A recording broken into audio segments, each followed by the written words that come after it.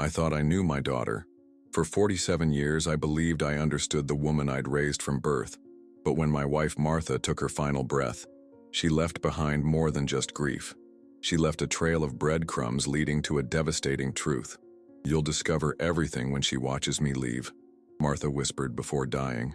Hours later, at her funeral, I played an audio file she'd scheduled to send me, and what happened next shattered our family forever. As my daughter's voice filled the silent chapel, confessing to stealing $300,000 from her dying mother, I watched the faces around me transform from sorrow to shock. But the real horror wasn't the theft. It was what I discovered about the daughter I thought I knew when I began following my dead wife's carefully planted clues. If you've ever wondered how well you truly know your loved ones, this story will keep you up at night. Follow this channel for more incredible true stories. Like and comment where you're watching from. Your world can change in an instant. Mine did with just a whisper and a recording. My name is Everett. I'm 72 years old. And on the day my wife died, she left me with a whisper. Not a kiss, not an "I love you," just a weak, trembling whisper. "You'll discover everything when she watches me leave." And then she passed out. The last thing she did in life was look, with eyes full of sorrow, at our eldest daughter, Kimberly. At the time, I thought it was delirium. But at the wake, while everyone gathered around the casket, I noticed that Kimberly couldn't look at her mother's face. She wasn't crying. She was trembling. And she would avert her gaze every time someone mentioned the word forgiveness. While everyone wept, I observed.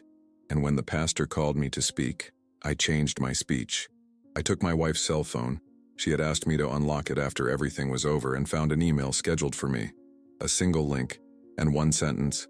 "Reveal this when the moment calls for silence." I clicked. I opened it. I played it. An audio with my daughter's voice. "Mom, you're stupid, but at least you're good for something. $300,000. More than 10 years and nobody found out." And in the background, my own voice. But my wife had already been dead for 3 minutes when that audio was sent. The funeral home fell silent.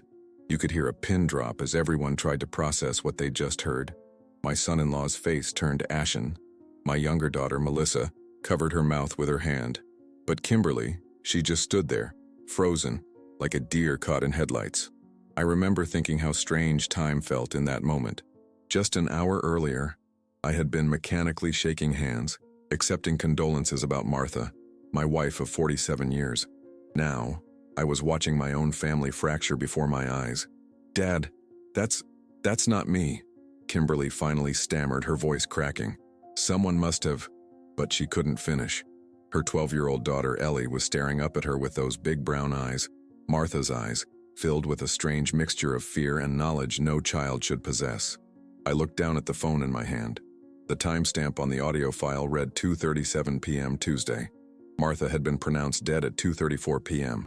I remembered because I had been staring at the clock when the doctor came to tell me, watching the second hand tick by, as if time still mattered. "I don't understand," I said, my voice sounding strange even to my own ears. Martha was already gone when this was sent. That's when my brother-in-law, Tom, who'd been sitting in the back row, stood up. Tom had been a detective with the Boston PD for 30 years before retiring. The look on his face was one I recognized from the few times I'd seen him work. Calculated. Measuring. "Everett," he said quietly, "maybe we should continue this conversation somewhere private." But it was too late for privacy. The damage was done. The hushed whispers had already begun rippling through the chapel. My wife's sister was crying. Our pastor looked bewildered. And Kimberly, my firstborn, who'd always been Martha's pride, was backing away toward the door, pulling Ellie by the hand. The girl resisted, looking back at me with those knowing eyes. "Grandpa," she called out, her voice small but clear in the shocked silence. "Grandpa, I need to tell you something." Kimberly yanked her daughter's arm so hard I saw the child wince. "We're leaving," Kimberly hissed, loud enough for everyone to hear. "Dad's clearly not in his right mind. Mom just died and he's trying to—" She didn't finish, because at that moment Martha's sister Ruth stood up, her face pale but determined, and said something that made my blood run cold. "The bank statements, Kimberly. Your mother showed me the bank statements." In that moment, looking at my daughter's face transform from grief to calculation in the space of a heartbeat, I realized that the woman I'd loved for nearly 5 decades had died carrying a burden I knew nothing about. A secret she'd kept from me, perhaps to protect me, Or perhaps because she knew I wouldn't believe her. My own daughter. My Kimberly. The little girl I'd taught to ride a bike. Who'd cried on my shoulder when her high school boyfriend broke her heart. Who'd asked me to walk her down the aisle. What had she done? And what else had Martha been hiding from me? People froze. The silence in the chapel was so deep. You could hear the bells from the neighboring church striking noon. Kimberly dropped the white bouquet and muttered, "It wasn't me." My granddaughter Ellie held her mother's hand, but her own hand was trembling. I couldn't understand. I didn't remember saying a single word during that supposed recording, much less to my daughter. The background of the audio seemed to be in our kitchen, but I was at the hospital when it was sent. Or was I? Was my memory betraying me? That's when Ellie, only 12 years old, approached me and whispered, "Grandpa, Mom was erasing some of Grandma's papers. She was tearing them up in secret." My heart pounded hard. Kimberly stared at her daughter with an icy look, and for the first time, I saw hatred where there should have been love. Right then I knew. My granddaughter knew more than she should, and my daughter was hiding much more than that audio. The funeral director appeared at my side, a thin man with sympathetic eyes who'd seen enough family drama to fill a lifetime of soap operas. He gently suggested we continue the service, his voice barely above a whisper. "Perhaps we should proceed with the eulogy, Mr. Everett," but I couldn't. Not with what I'd just heard buzzing in my ears like angry wasps. Not with Ellie's words still hanging in the air between us. Tom, my brother-in-law, placed a steady hand on my shoulder. "I'll take over," he said quietly, then stepped up to the podium. As he began speaking about Martha, her kindness, her garden, her famous apple pies at Thanksgiving, I watched Kimberly grab Ellie's arm and drag her toward the back of the chapel. Ruth, Martha's sister, caught my eye across the room and nodded toward the exit door. The message was clear. Don't let them leave. I slipped out of the front row, my knees creaking in protest, and followed the path my daughter was taking through the mourners. The faces around me were a blur of confusion and concern. Someone touched my arm, probably my neighbor Phil, but I kept moving. By the time I reached the vestibule, Kimberly was already pushing through the heavy oak doors, still gripping Ellie's wrist. The spring sunshine outside seemed obscenely bright compared to the dimness of the chapel. "Kimberly," I called, my voice stronger than I expected. "We need to talk." She turned, and the look on her face stopped me cold. It wasn't guilt. It wasn't even anger. It was something calculating, something I'd never seen in my daughter's eyes before. "Not now, Dad," she said, her voice steady. "You're upset. We're all upset. Mom's death has been difficult for everyone." Ellie looked between us, her brown eyes wide and frightened. She pulled slightly away from her mother's grip, wincing. "You're hurting her," I said, nodding toward their hands. Kimberly's grip loosened, but she didn't let go. "We're going home. Stephen's waiting in the car." Stephen, her husband of 15 years. A quiet man who'd always seemed somehow diminished in Kimberly's presence. "What papers, Kim?" I asked, stepping closer. "What papers was your mother keeping that you tore up?" A flash of something. Surprise? Fear? Crossed her face before she composed herself. "I don't know what you're talking about." Ellie's just confused. "Mom had dementia, Dad. You know that." She was imagining things at the end. Martha hadn't had dementia. She'd had cancer. Terminal, yes, but her mind had been sharp until those final days when the pain medication made her drowsy. "Let me talk to Ellie," I said, reaching for my granddaughter's other hand. "Absolutely not," Kimberly snapped, pulling Ellie back. "You're not in your right mind, Dad. Playing that fake recording at Mom's funeral? What were you thinking?" Her voice had risen, and I noticed a few people peering out from the chapel doors, curious about the commotion. "Fake?" I repeated. "Martha scheduled that email herself, Kimberly. It came from her account." "Someone hacked it," she said dismissively. Or she wasn't thinking clearly. Either way, this isn't the time or place. She turned to leave again, but Ellie suddenly dug in her heels. "I want to stay with Grandpa," she said, her voice small but determined. Kimberly's face hardened. "Get in the car, Ellie. Now." "Let her stay if she wants to," I said, stepping forward. "Just for the service." Kimberly leaned down until her face was inches from her daughter's. "If you don't get in that car right now," she whispered, "you can forget about summer camp. And that art program you wanted to join? Gone." I watched helplessly as the fight drained from Ellie's body. She looked at me, tears welling in her eyes. "I'm sorry, Grandpa," she murmured.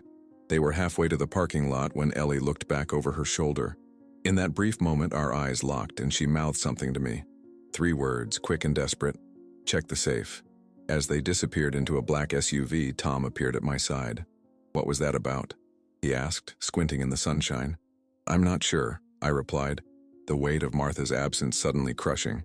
"But I think my granddaughter just gave me the first piece of a puzzle my wife left behind." I turned back toward the chapel, toward my wife's body and the sea of confused faces waiting for explanations I didn't have. "She said to check the safe," I told Tom quietly. "But Martha and I don't have a safe." The next day, I rummaged through my wife's old wardrobe. Inside, I found a box with copies of bank statements, transfer receipts, even a fake form with my signature. And worse, all the documents involved consigned loans in my name and hers. A total value that over 10 years added up to exactly $297,800. Among the papers, there was also a handwritten note. "If you're reading this, it's because she finally let me die in peace." I didn't understand. The pain was too great, and anger was beginning to occupy a space that was once only sadness. And that's when I noticed a folder called Annex K, different from the others. There was a copy of a deed of sale for my sister's house who died 5 years ago, with a clause written in red ink. Witness, Kimberly Everett. My daughter's signature. My wife knew, for a long time. The morning after the funeral had dawned gray and drizzly, fitting my mood perfectly. I'd barely slept, Ellie's words echoing in my mind. "Check the safe." Martha and I didn't have a safe, at least not one I knew about, but my wife had apparently been keeping many secrets. I started in our bedroom, methodically going through Martha's things. Her closet still smelled like her. That faint mix of lavender and the rose water she dabbed behind her ears every morning. The scent nearly brought me to my knees. "Focus, Everett," I told myself. "Find the safe." After an hour of searching, I sat on the edge of our bed, my bed now, and tried to think like Martha. If she had a safe, where would she hide it? The answer came to me suddenly. Her wardrobe, the old mahogany piece that had belonged to her grandmother. Martha had always refused to replace it, even when the right door started sticking 20 years ago. I crossed to the wardrobe and ran my hands along its interior. Nothing unusual. But then I noticed that the back panel seemed shallower than it should be. I pushed against it, and to my surprise, it gave way slightly. After removing Martha's hanging clothes and getting down on my creaky knees, I discovered a small seam along one edge of the panel. It took some maneuvering, but eventually I pried it open to reveal a small cavity. No safe, but a metal box about the size of a thick dictionary. It wasn't locked. Inside, organized with Martha's typical precision, were files, bank statements, loan documents, credit card applications, all spanning the past decade, and all showing activity I knew nothing about. As I spread the papers across our bed, a picture began to emerge that made my stomach churn. Loans taken out in our names, sometimes just mine, credit cards I'd never seen, second mortgages on properties I thought were paid off, and every single transaction, every withdrawal, every transfer had one thing in common. The money had ended up in accounts controlled by Kimberly, nearly $300,000 over 10 years. Money we'd saved for retirement. Money that should have been there for Martha's medical treatments. Money that had simply vanished. But it was the note that broke me. Tucked between an equity loan statement and a bank transfer confirmation was a piece of Martha's stationery, her handwriting shakier than I remembered. "If you're reading this, it's because she finally let me die in peace." The paper trembled in my hands. What did she mean? Did Kimberly somehow prevent Martha from telling me? Threaten her? Blackmail her own mother? I set the note aside, trying to control my breathing. There was more to go through. Near the bottom of the box, I found a folder labeled simply Annex K. Inside was a document I recognized immediately. The deed of sale for my sister Janet's house in Vermont. Janet had died 5 years ago after a sudden stroke, and her lakeside cabin had been sold to settle her modest estate. But there on the deed, in stark red ink that stood out against the legal text, was a handwritten addition. Witness, Kimberly Everett. I stared at my daughter's flowing signature, my mind racing.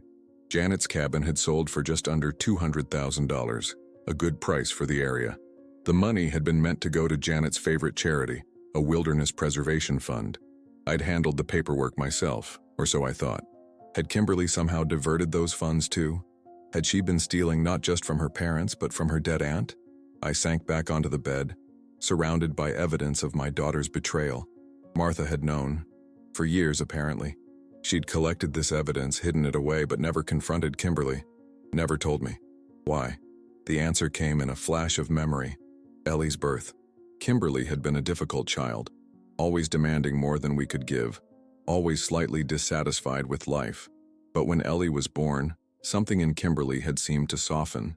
Martha had been overjoyed at the change in our daughter, had thrown herself into being the perfect grandmother. Had she kept quiet to protect her relationship with her granddaughter? Had Kimberly used Ellie as leverage? I gathered the papers with shaking hands, my grief now mingled with a white-hot anger I'd never felt before. My phone buzzed with a text message. Tom, checking in on me. Found something, I typed back. Coming over now. As I was putting the documents back in the box to take to Tom's, my hand brushed against something else. A small digital recorder, the kind journalists use. I turned it over in my palm, noticing that the battery indicator showed it was still charged. My finger hovered over the play button. Whatever was on this recorder, Martha had hidden it for a reason. Did I really want to hear it? The truth, I decided, couldn't be worse than the stories my imagination was already creating. I pressed play. I went up to the attic, where my wife kept personal objects from her youth. Among photo albums and old letters, I found a camera hidden inside a broken picture frame. On the camera, several videos, including one recorded in the kitchen, 2 days before my wife died. In the recording, Kimberly appears taking her mother's signature on a blank check while saying on the phone, she doesn't even know what she's signing. It'll show up in the system as a donation. But what destroyed me most wasn't that. It was the final segment of the video. My wife looks directly at the camera and says, crying, Everett, I tried to love our daughter as she needed, but maybe she was born with too much hunger for power. I left the house that afternoon with my stomach churning, and I went to my granddaughter's school. She had been absent that day. Nobody knew where she was. The recorder I found in Martha's box had contained a single file, a conversation between my wife and Kimberly from 3 months ago. Martha's voice was weak, already diminished by her illness, but her words were clear. I know what you've been doing, Kim. The loans, the forged signatures, everything. Kimberly's laugh had sounded cold, unfamiliar. And what exactly are you going to do about it, Mom? Tell Dad. He won't believe you. He's never believed anything negative about his precious firstborn. You're taking advantage of us, of your own parents. I'm taking what I deserve. Kimberly's voice had risen sharply. Do you have any idea what it costs to maintain our lifestyle? Stephen's business is failing. Ellie's private school tuition keeps increasing. Someone has to make the hard choices. By stealing from your dying mother? Martha's voice had broken then. By securing my family's future, Kimberly had replied coldly. Besides, it's not like you're going to need it much longer. The recording had ended there, leaving me hollow with rage and grief. But it wasn't enough. I needed more evidence, something concrete I could take to the authorities if necessary. That's what led me to the attic that morning, the day after discovering Martha's hidden box. Our house in Wellesley wasn't large, but the attic space had always been Martha's domain. Her archive, she called it, where she kept family mementos, holiday decorations, and bits of the past she couldn't bear to throw away. The pull-down stairs creaked under my weight as I climbed into the dimly lit space. The air was thick with dust and the peculiar stillness that belongs only to attics and abandoned places. Shafts of gray daylight filtered through the small window at the far end, illuminating dancing dust motes. I wasn't sure what I was looking for exactly. More documentation?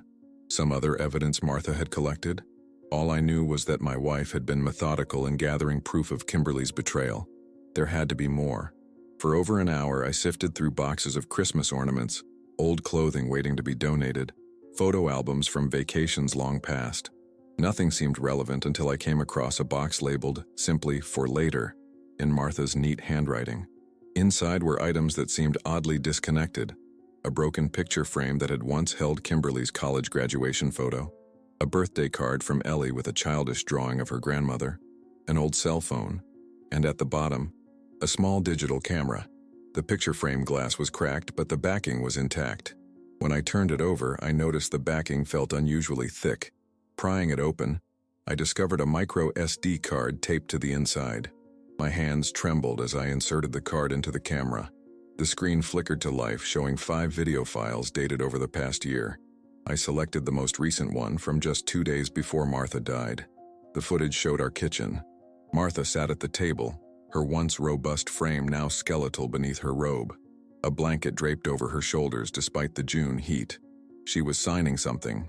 A check, I realized, while Kimberly stood over her. "Just make it out to the clinic," Kimberly was saying, her tone impatient. "They need the deposit for your next treatment." Martha's hand shook as she wrote. "How much is it again?" $8,000, Kimberly replied smoothly. "Insurance is being difficult about covering it." Martha looked up, confusion crossing her tired face. "I thought they approved it last week." "Things changed," Kimberly snapped, then visibly softened her tone. "Look, Mom, do you want the treatment or not? Because if it's too much trouble—" No, Martha murmured, continuing to write. As she worked, Kimberly turned away slightly, pulling out her phone. "It's me," she said quietly into the device. "Yes, she's doing it now.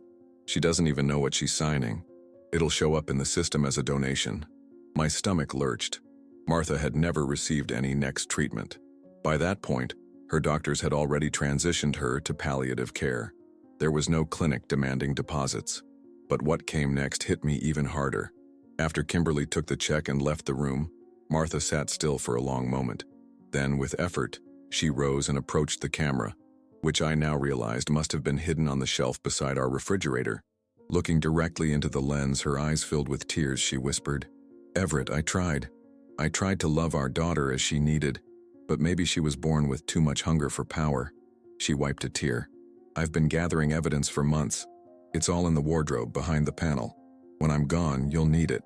And Everett," her voice caught, "protect Ellie. Kimberly is using her. Don't let our granddaughter become like her mother." The screen went black. I sat in the dusty attic, surrounded by the relics of our life together, and felt something inside me harden into resolve. I left the house that afternoon, the camera and SD card secure in my pocket, and drove to Ellie's school, Hamilton Middle School on the other side of town. The cheerful secretary at the front desk looked up as I approached. "I'm here to pick up my granddaughter, Ellie Everett," I said, trying to keep my voice steady. "Family emergency." The woman's smile faltered. "I'm sorry, Mr. Everett, but Ellie isn't here today. Her mother called her in sick this morning." A chill ran down my spine. "Did she say what was wrong?" "Just that she wasn't feeling well," the secretary replied, now looking concerned. "Is everything all right?" "I'm not sure," I admitted. "When you say she called in sick, do you mean Kimberly called?" "Yes, around 8:30. She hesitated. "Mr. Everett, should I be worried? Do we need to contact someone?" I forced a reassuring smile. No. Just a miscommunication, thank you for your help." Outside in the parking lot, I tried calling Kimberly's cell. No answer. Then Stevens. Straight to voicemail. My hand shook as I dialed Tom's number. "I need your help," I said when he answered. "It's about Ellie. I think she might be in danger." I received a call from a private number. It was Ellie's voice whispering, "Grandpa, I'm at Aunt Melissa's house. Mom said you want to take me away. I'm scared." Melissa was my other daughter, the one who had cut ties with the family 5 years before, after a mysterious disagreement that my wife never explained to me. I went there, and upon arriving, I found Melissa with swollen eyes, holding Ellie in her lap. She looked at me and said, "She told everything. Kimberly threatened to sell her daughter's custody to pay debts." That took my breath away. But before I could say anything, Melissa handed me an old cell phone. This was Mom's. She left it with me, said one day you would need it. The phone had just one app open, a call recorder, and the most recent audio was named, "Call 237 Kimberly." The rain was coming down in sheets as I drove across town to Melissa's apartment complex. The windshield wipers beat a frantic rhythm, barely keeping up with the downpour. My thoughts were racing even faster. Melissa, Martha's younger daughter, the artistic one with the bright laugh who'd always been closer to her mother than to me. 5 years ago, she'd abruptly cut ties with the family. No explanation, just a terse email saying she needed space. Martha had been devastated but strangely resigned. "She has her reasons," was all my wife would say whenever I brought it up. Now Ellie was with her, the aunt she'd barely known. I hadn't even known Melissa was back in Massachusetts. Last I'd heard, she was living somewhere in Oregon, working as a graphic designer. The fact that she was here, that Ellie knew how to find her, that my granddaughter had gone to her instead of coming to me. It all pointed to connections I'd been completely unaware of. The apartment building was a modest 3-story structure in Somerville, its brick facade darkened by the rain. I parked haphazardly, grabbed the camera and files from the passenger seat, and ran to the entrance, squinting at the directory. M. Everett, Apt 3B. At least she'd kept her name. My finger was hovering over the buzzer when the door opened from inside. A young woman with a dog on a leash stepped out, holding the door for me with a distracted smile. I slipped inside, heart pounding, and took the stairs 2 at a time despite my aching knees. At 3B, I hesitated. What would I say to the daughter who'd walked away from us? What could I say? Before I could decide, the door swung open. Melissa stood there, her dark hair shorter than I remembered, her eyes, Martha's eyes, red-rimmed but alert. "I saw you pull up," she said simply. "Come in." The apartment was small but bright, walls covered with framed artwork. Melissa's, I assumed. And there on the couch, wrapped in a blanket and clutching a mug of something steaming, was Ellie. "Grandpa," she cried, setting down the mug and running to me. I hugged her tightly, feeling her small body trembling against mine. "Are you okay?" I asked, pulling back to look at her face. "What happened?" Ellie glanced at Melissa, who nodded encouragingly. "Mom took me out of school this morning," Ellie began, her voice small. "She said we were going on a trip, that we needed to get away for a while. She was acting weird, packing all these suitcases. Then her phone rang, and she went into the bathroom to talk, but I could hear her. She was yelling at someone about money, and about you finding something." My grip on Ellie's shoulders tightened slightly. "What then?" "She came out and told me to pack a bag, that we were leaving right away. But she kept making these weird phone calls and I got scared. So when she went to the garage to put the suitcases in the car, I called Aunt Melissa." I looked up at my younger daughter, who was watching us with arms crossed protectively over her chest. "How did she have your number?" I asked. "Mom gave it to her," Melissa replied. "About a year ago. She made Ellie memorize it. Said it was for emergencies only." Martha again. Still protecting, still planning, even as she was dying. "Kimberly left when I came to get Ellie," Melissa continued. "Didn't even stay to confront me, just grabbed her purse and said Ellie would regret this. That's when Ellie told me everything." I sat down heavily on the couch, suddenly aware of the weight of my wet clothes, the exhaustion in my bones. "What's everything?" Melissa sat beside me, her face grim. "That Kimberly's been using Ellie as leverage against Mom for years, threatening to keep her away if Mom ever told you about the money. And lately, she's been talking about selling custody rights to Stephen's cousin in Arizona. For cash." "Selling custody?" I repeated, the words not making sense. "That's not even legal." She told Ellie that Stephen's cousin Diane couldn't have children, and that she would pay a lot of money to legally adopt Ellie. She made it sound like she was doing Ellie a favor, finding her a better mother. Melissa's voice cracked with disgust. "Mom found out somehow. That's why she finally started gathering evidence." Ellie had returned to the couch, curling into herself like she was trying to disappear. "I don't want to go to Arizona," she whispered. "I don't even know Aunt Diane." I put my arm around her, rage building inside me at what Kimberly had put this child through. "You won't have to," I promised. "No one's selling you to anyone." That's when Melissa handed me an old flip phone, the kind Martha had insisted on keeping even after we both upgraded to smartphones years ago. "Mom left this with me the last time she visited. Said you would need it someday, and I'd know when that day came." She paused. "I think today's that day, Dad." The phone was dead, but Melissa had a charger that fit. While we waited for it to power up, she made coffee, and I tried to process everything I'd learned. My daughter, my firstborn, had not only stolen from us but had been treating her own child as a bargaining chip, a commodity to be traded. When the phone finally turned on, there was only one app visible on the home screen, a call recorder, and only one recording labeled simply, "Call 237, Kimberly." The timestamp matched the audio file from Martha's email, the one I'd played at the funeral. But this recording was longer, much longer. With shaking hands, I pressed play and set the phone on the coffee table between us. Martha's weak voice filled the small living room. "Kimberly, I need to talk to you about the bank statements." I pressed play. It was the original recording, the same one that played at the funeral. But there was more. After the part where Kimberly confessed to the theft, The recording continued. My wife said in a weak voice, "You think he'll never find out? I've programmed everything. He'll hear this and he'll see you." Kimberly responded, "He'll forgive me, he always forgives. He'll think it was your mistake." And then, a cough, a long pause, and the sound of the recording stop button. Kimberly was with her mother when she died, and she turned off the recording 3 minutes after death. She was there, waiting for her to die, recording everything. The three of us, Melissa, Ellie, and I, sat frozen in the small living room as Martha's voice crackled through the phone speaker. My wife's words were weak, labored between shallow breaths, but determined. "Kimberly, I need to talk to you about the bank statements." There was a shuffling sound, then Kimberly's voice, falsely bright. "What bank statements, Mom? You should be resting." "The ones from the second mortgage, the withdrawals." Martha's breathing was audible, each inhale a struggle. "I know what you've been doing."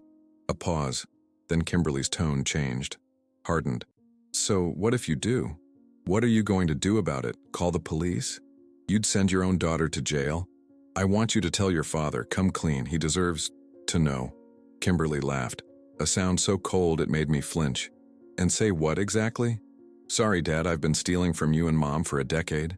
He'd never forgive me. "He would," Martha insisted, her voice breaking. "Everett loves you. He'd help you find a way to make it right." "There's nothing to make right," Kimberly snapped. "I needed the money. Stephen's business failed. Ellie's education isn't cheap. Do you have any idea what it costs to maintain the lifestyle Dad always wanted for me? You could have asked, for what? Handouts? Charity from my parents? No thanks." Kimberly's voice was bitter, twisted with resentment I'd never heard before. Besides, Dad spent enough on Melissa's art career. It was my turn. I glanced at Melissa, whose face had gone pale. She shook her head slightly, a conversation for another time.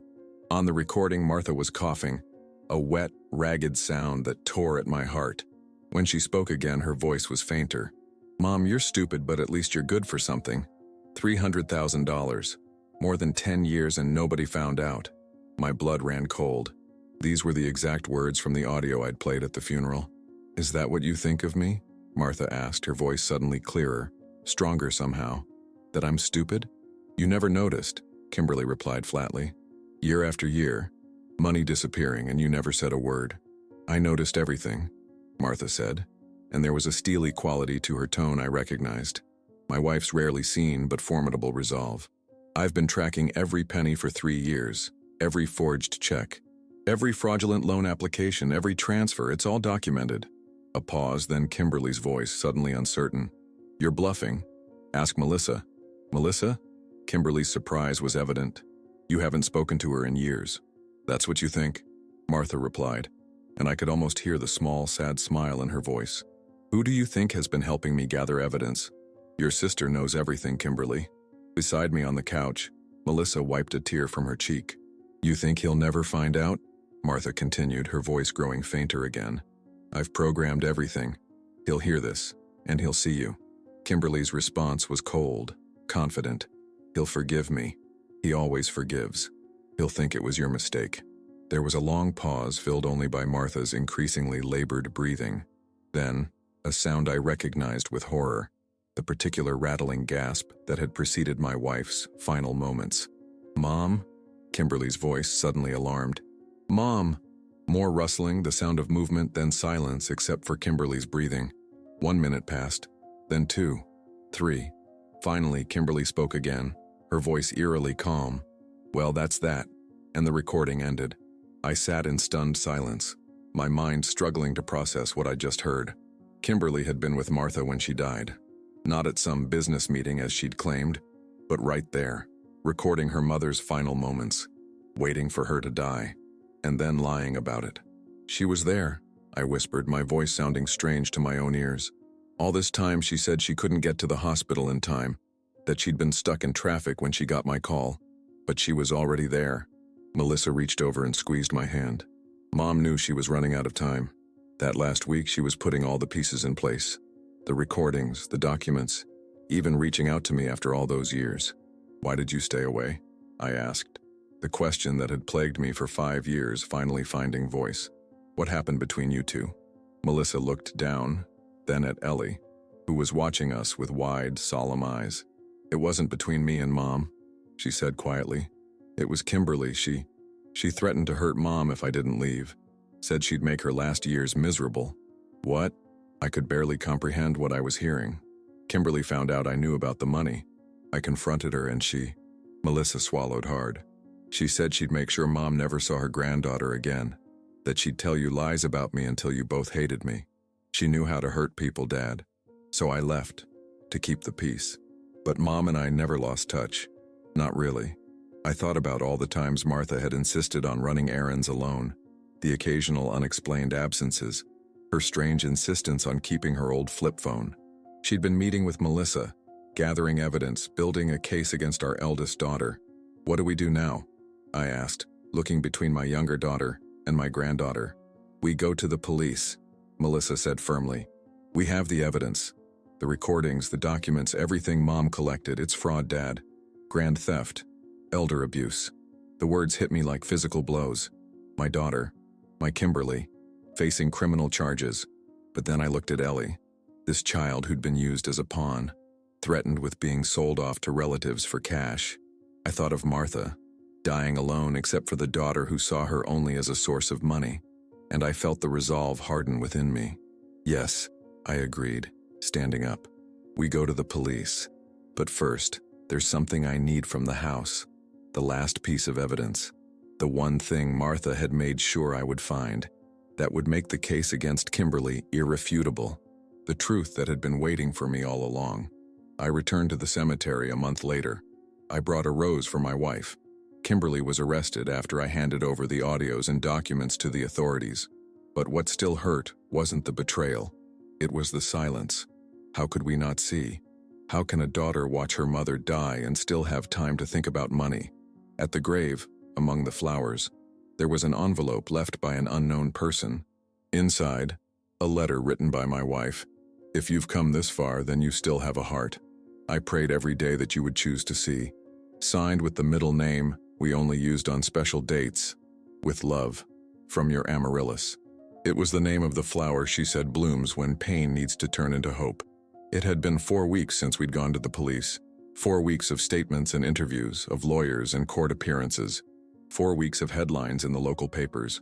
Daughter charged with defrauding elderly parents. Woman accused of stealing $300K from dying mother. 4 weeks of avoiding neighbors' pitying glances and fielding concerned calls from distant relatives who suddenly remembered our existence. 4 weeks of Kimberly's tearful denials, then angry accusations, then finally, when faced with the mountain of evidence Martha had meticulously gathered, a sullen confession. The morning was crisp and clear as I made my way through the rolling hills of Pine Grove Cemetery. The grass was still damp with dew, soaking the hem of my pants as I walked the familiar path to Martha's grave. I'd been coming here every Sunday since the funeral, but today was different. Today marked 1 month since my wife had been laid to rest beneath the oak tree she'd always admired during our walks here to visit her parents' graves. I carried a single rose, a deep crimson American Beauty, Martha's favorite. The symbolism wasn't lost on me. Love, courage, respect, everything my wife had embodied during our 47 years together. As I approached the simple granite headstone we'd selected years ago during one of those practical conversations couples have when they reach a certain age, I noticed something unusual. Amid the fading funeral arrangements and the small potted plant Melissa had brought last week, sat a crisp white envelope, weighted down with a smooth river stone. My name was written on it in handwriting I didn't recognize. I settled heavily onto the bench opposite Martha's grave. The rose laid carefully on the stone and examined the envelope. It wasn't sealed, just tucked closed. Inside was a single sheet of Martha's personal stationery, the cream-colored paper with the embossed border she used for important correspondence. But the handwriting was hers, unmistakably so. "My dearest Everett," it began, and just seeing those words in her handwriting made my throat tighten. "If you're reading this, then Tom has kept his promise to deliver it 1 month after my passing. And if you've come this far, then you still have a heart. I prayed every day that you would choose to see. Tom, my brother-in-law." Of course Martha would have entrusted him with this final message. He'd been her confidant when I couldn't be. "I'm sorry for the pain you must be feeling now," the letter continued. "Sorry for the secrets I kept, for the truths I couldn't bring myself to tell you face to face. How do you tell the man you love that the child you raised together has become someone you no longer recognize? How do you break a father's heart that way? I wiped at my eyes, remembering the confusion and hurt of these past weeks. The betrayal not just of Kimberly's actions, but of Martha's silence. I started noticing the money disappearing 3 years ago. Small amounts at first, then larger sums. I confronted Kimberly once and she threatened to keep Ellie from us. I couldn't bear that, Everett. Not seeing that child would have killed me faster than the cancer. I thought of all the times Martha had insisted on handling our finances in those last years, how she'd wave away my offers to help with a tired smile. She'd been protecting me, carrying this burden alone. But then I found out about Janet's house, about the charity money that never arrived, and I knew I couldn't stay silent forever. Kimberly wasn't just hurting us, she was becoming someone capable of hurting anyone who stood between her and what she wanted. Janet, my sister. Even in death, she hadn't been spared Kimberly's greed. So I began gathering evidence. Melissa helped me. That's why she stayed away, to protect the plan. We knew Kimberly would be suspicious if Melissa suddenly reappeared in our lives. Your sister Ruth helped too. The three of us, working to make sure the truth would come out when I was gone. Ruth's words at the funeral suddenly made sense. The bank statements, Kimberly. She'd been part of Martha's plan all along. I'm sorry I won't be there to help you through what comes next. The legal battles, the family fallout. But Everett, my love, know this. What Kimberly did was her choice. Not your failure as a father. Not mine as a mother. Some hearts just grow twisted, no matter how carefully you tend them. The tears came freely now, dropping onto the paper, smudging the ink. I didn't try to stop them. Take care of Ellie. She's the best of us and she needs you now more than ever. And let Melissa back into your heart. She never left willingly. The final paragraph was written in a shakier hand, as if added later, when Martha's strength was failing. Remember the flowers we planted the spring we moved into the house? How worried you were that they wouldn't survive the frost. But they did, Everett. They always do. Pain can become something beautiful if you let it. The letter was signed, "With love, from your Amaryllis." Amaryllis, Martha's middle name, one she rarely used except on our most intimate anniversaries. The flower that blooms in winter, that pushes through the hardest soil to find the light. The flower she'd always said represented hope after suffering. I carefully folded the letter and returned it to its envelope. Then I sat for a long time, watching the sunlight dapple through the oak leaves onto Martha's grave, thinking about flowers that bloom in darkness, and truths that come to light only after we've lost those we love. When I finally rose to leave, I felt something I hadn't expected. Not closure exactly, but a lightening. Martha had seen our daughter clearly, had loved her anyway, and had made sure the truth would be known. She'd protected Ellie and reconciled with Melissa. Even in dying, she'd found a way to set things right. As I walked back through the cemetery gates, my phone buzzed with a text from Melissa. "Ellie's asking for pancakes. The Mickey Mouse kind you used to make us. You up for brunch?" I smiled through my tears. "On my way," I typed back. "Tell her I'm bringing maple syrup. The real kind." Life would go on. Different, broken in places, but not ended. Just as Martha had planned. My granddaughter lives with me now. Melissa has moved back nearby. Kimberly, even in prison, still tries to blame us. Says she was raised with too much pressure, that she just wanted her mother's love. Maybe it's true, but there are wounds that don't heal with excuses. There are lies that bury the soul before the body. My wife died with a broken heart, but she left the clues. She chose not to shout the truth, but to plant it gradually, so I could harvest the answers with my own hands. And today, every time I look at Ellie, I see what survived and what needs to be protected. Money can be recovered. Love, perhaps. But trust, that my daughter killed with her own hands. 6 months have passed since Martha's funeral. The maple trees outside my window are ablaze with autumn colors, crimson and gold against a crisp blue October sky. Martha always loved fall in New England. Nature's last dance before sleep, she used to call it. The house feels different now.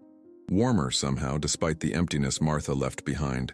Ellie's things are scattered throughout. Colored pencils on the kitchen table, a backpack tossed casually by the door, a pair of sneakers kicked off in the hallway. And there are traces of Melissa too. Her jacket hanging beside mine. Her favorite tea in the cupboard. Her laughter occasionally filling rooms that had grown too quiet. Legal custody of Ellie was granted to me 3 months ago. Stephen, Kimberly's husband, didn't contest it. He'd been as shocked as anyone by the extent of his wife's deception. I knew we had financial problems, he told me, eyes hollow with disbelief during one of our rare conversations. But I thought it was my failed business ventures. I never imagined. He'd trailed off, unable to complete the thought. He visits Ellie sometimes. Awkward, stilted visits where neither knows quite what to say. He's moved to Connecticut now, starting over with a new job and a studio apartment.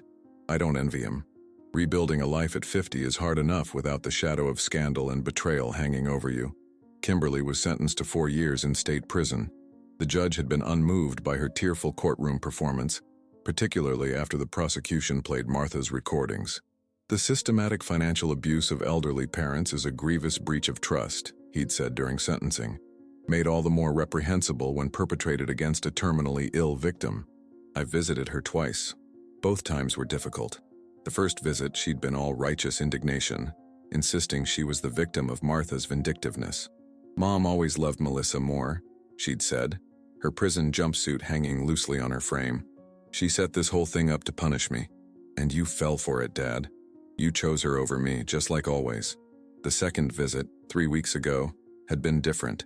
Subdued. She'd asked about Ellie, about whether the girl was adjusting to living with me.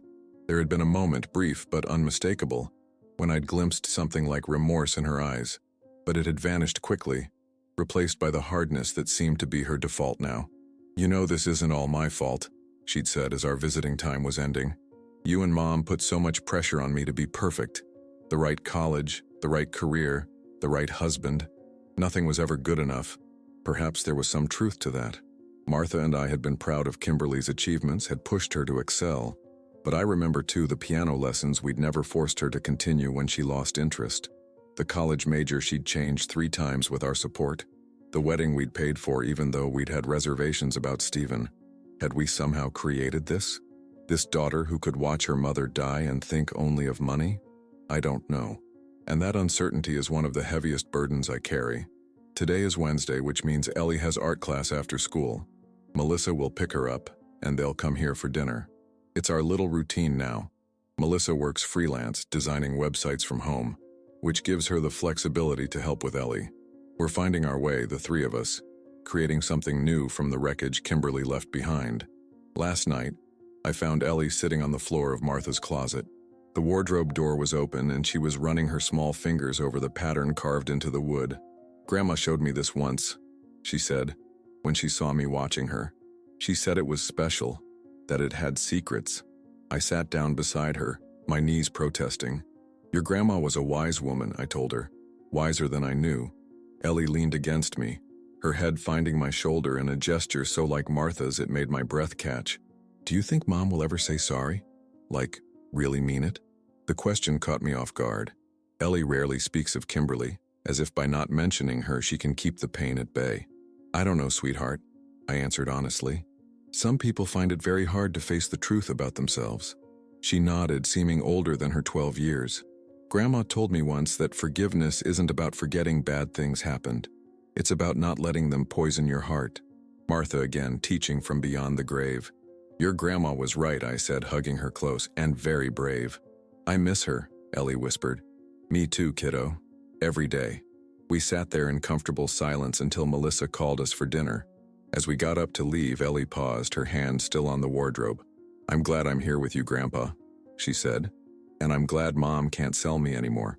The casual way she said it, like she was mentioning the weather, not a traumatic betrayal by her own mother, broke my heart all over again. I forced a smile. No one's ever selling you, Ellie.